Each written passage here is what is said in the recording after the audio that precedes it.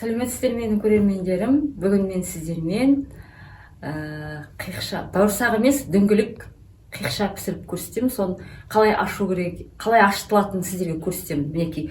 Ең бірінші жылы сүт аламыз.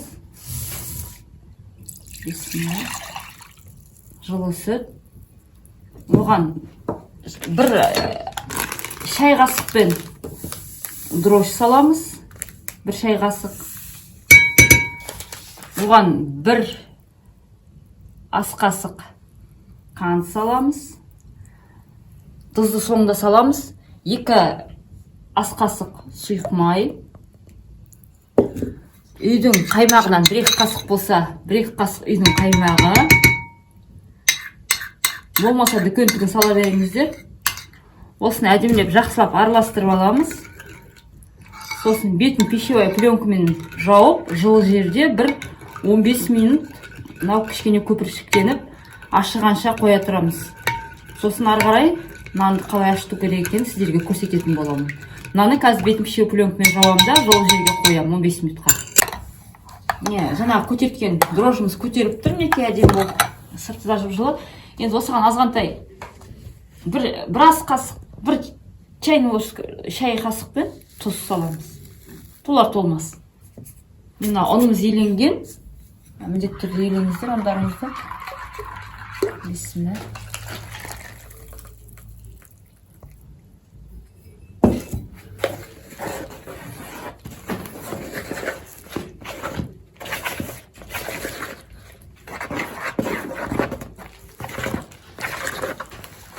Қамырды өте қатты қылмаймыз.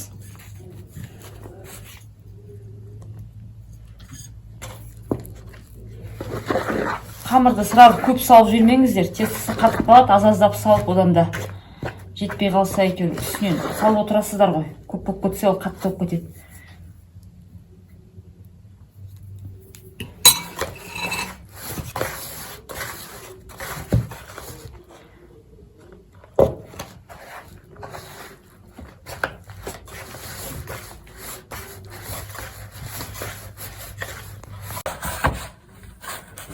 Тестісі дайын болып қалды.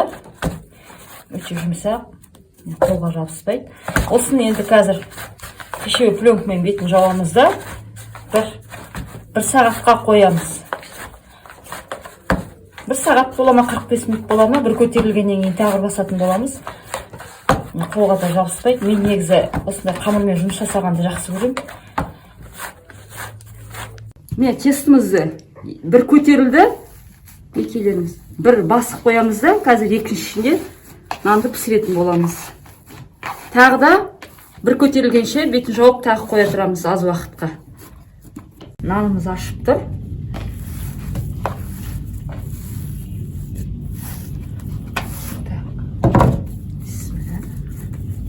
Енді осыны жұқалап ысамыз. Сосын егерде нанды домалатып кесетін бір нелеріңіз болса, темір ме? Енді қандай? Мен ондай жоқ, мен мынандай стаканмен домалататын боламын. Қазір көрсетемін сіздерге.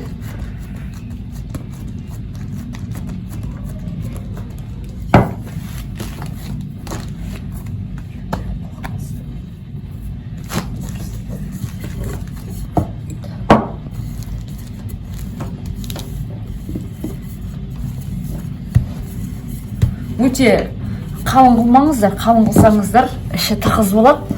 Шамалап жұқалау қылсаңыздар, ішіне ауа кіріп, іші қуыс болады. Мен солай жақсы деймін негізі.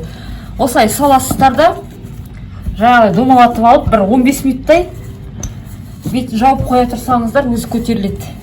Осындай қалыңдықта енді жобам міне, қараңыздар. Мынандай қалыңдықта. Қазір бірнесін көрсетейін. Мындай стаканды алып, енді көлем өздеріңізге қандай, үлкен бола ма, кішкентай бола ма, мен осындай шағын қылып істегім келіп тұр. Осылай домалатып аласыздар да, сосын қойып көтертіп аласыздар 15 минуттай. Болды, бәрін осылай жасайтын боламыз. Нанымыз көтерілді, мінекей. Енді қызып тұрған қазанымызға бесіме деп саламыз. Мінекейіңіздер. Қазандағы май қызып тұр, мінекей. Өзім қазанға пісірген жақсы көремін. Бисмилля.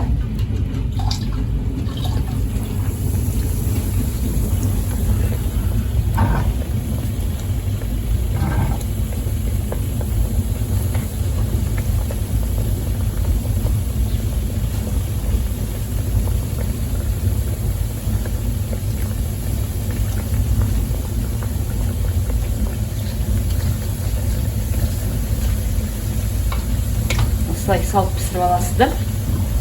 Әдемі көтерілді деп ойлаймын, өйткені өздері кішкентай. Мен өте үлкен қылған жоқпын. Жақсы көтеріп жатыр. Өзінің түскен жағынан қайттан орнына келеді.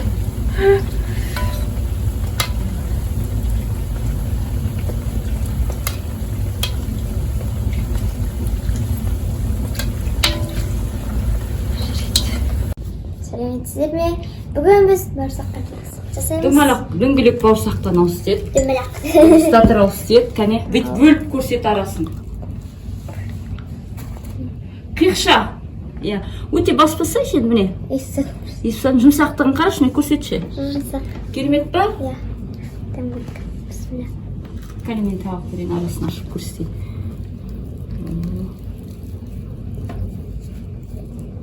Күшті. Күшті. Ne, şöyle bir yavaş bir insan işte. Ayım bu deme. İşte. Aşağı koyduğunuzda deme ötüyor işte. Ya. Жақсы ас болсын. Ал құрметті менің көрермендерім, жаңағы жасаған біздің дөңгелек қиықшамыз деймін ба, дөңгелек бауырсағымыз дейміз ба, мінекей дайын болды. Өте жұмсақ, өте керемет үлпілдеп тұр. Арасы қуыс болып піскен, дәп нағыз мен өзім ойымнан шықты. Осылай жасап көріңіздер. Подписка жасаңыздар, лайк басып кетіңіздер, астына комментарийға жазып кетіңіздер, если түсінбей қалсаңыздар. Мінекей отбасыларыңызға пісіріңіздер. Сау болыңыздар.